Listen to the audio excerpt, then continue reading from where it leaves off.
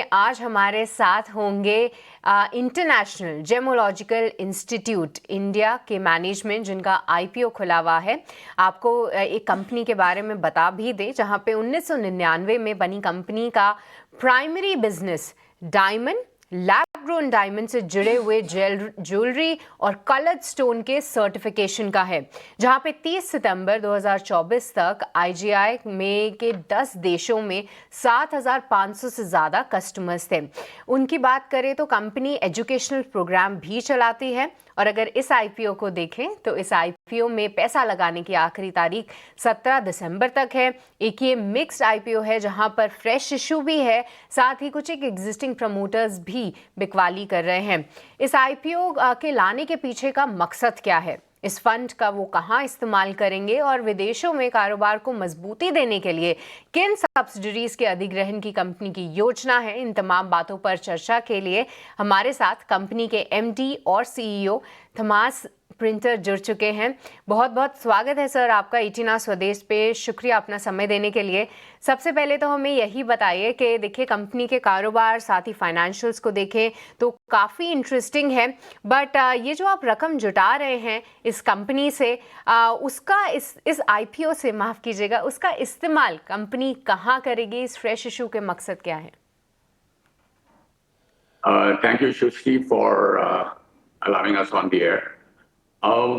IGI is one of the world's largest certifying bodies for gemstones and diamonds.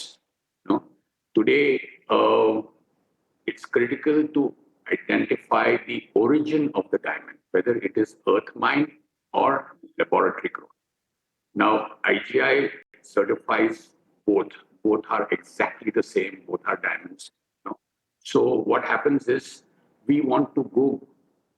We are very, very strong in the manufacturing sector. And now we want to merge the retail sector, which is around the globe, together. So when we complete the circle between the manufacturing sector and the retail sector, we are one consolidated IGI. And that is the main reason why we are going listed. All right, but इसी के साथ अगर आप हमको ये बता पाएं कि अगर हम देखें तो फिलहाल आईजीआई को ओन करने वाले हैं ब्लैकस्टोन, जहां पर ब्लैकस्टोन जो अपनी पूरी शेयर होल्डिंग है उसको ऑफलोड करेंगे। क्या यहाँ पे पॉसिबिलिटी है कि ब्लैकस्टोन फिर से आने वाले टाइम में बिजनेस में इंटरेस्टेड रहें?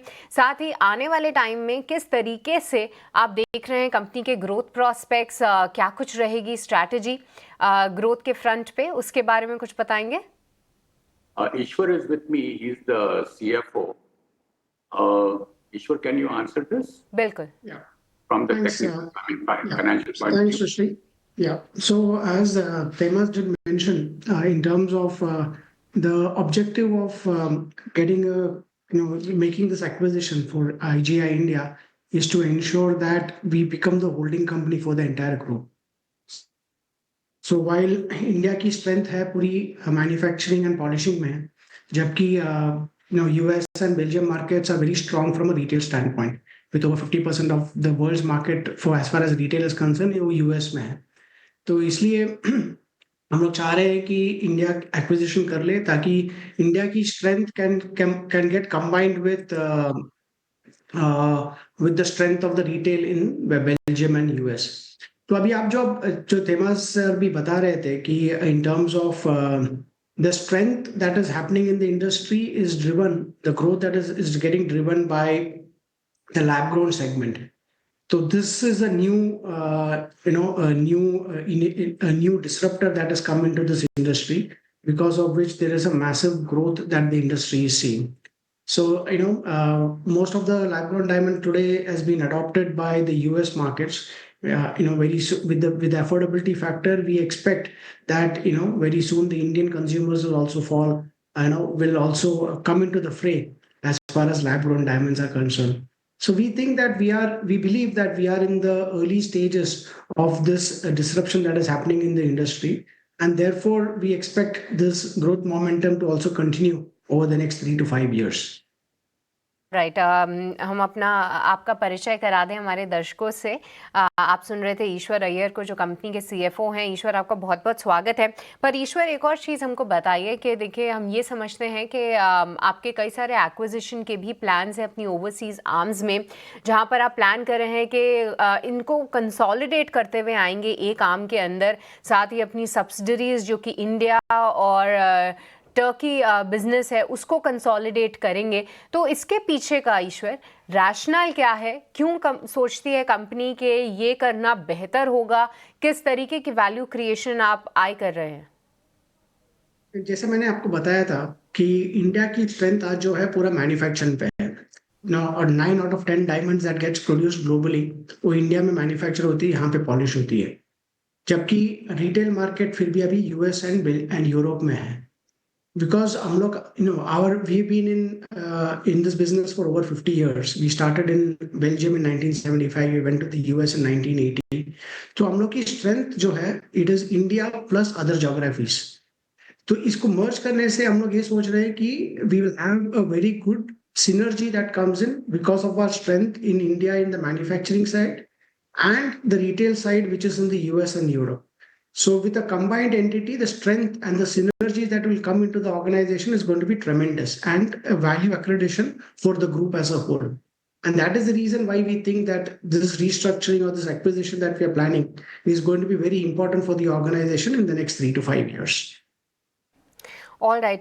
बट एक और चीज़ मैं ये भी समझना चाहूँगी कि हाल फिलहाल अगर हम देखें तो डायमंड के प्राइसेस को लेकर थोड़ी बहुत रिपोर्ट्स ये भी आ रही थी कि वहाँ पर थोड़ा सा करेक्शन जो है देखने को मिला है। तो ऐसे में क्या ईश्वर आपके बिजनेस पर भी इम्पैक्ट पड़ता है? मैं ये समझना चाह रही थी कि जो आप सर्टिफिकेट्स देते हैं, क्या वो प्राइस लिंक सर्टिफिकेट्स होते हैं? तो क्या अगर उन लेवल्स पे करेक्शन आए तो क्या आपके बिजनेस पे भी कोई इम्पैक्ट पड़ेगा या आपके मार्जिन्स पे? Shruti ji, I'll answer that. Okay. The thing is, first of all, IGI is the first international gemological institute in the world to go get listed. It's the first, it's the very first. Okay. When lab-grown came into the fray, we took the lead, and today we have world global leadership in lab-grown diamonds. Lab-grown is a very affordable diamond, while natural diamond is more expensive and rare. So what we're saying is, with the lab-growns, where we have the lead, the consumer pie is going to increase. More and more people are able to afford lab-grown diamonds, and then when they are able to afford natural, they will go in for natural. So even today, if the diamond natural market is a little slow, tomorrow it will be another game, because all the new consumers, when they have the affordability, they will go for natural diamond. It's the choice given to the consumer, and Hindi में हम बोलते हैं कि हीरा है सदा के लिए और सबके लिए।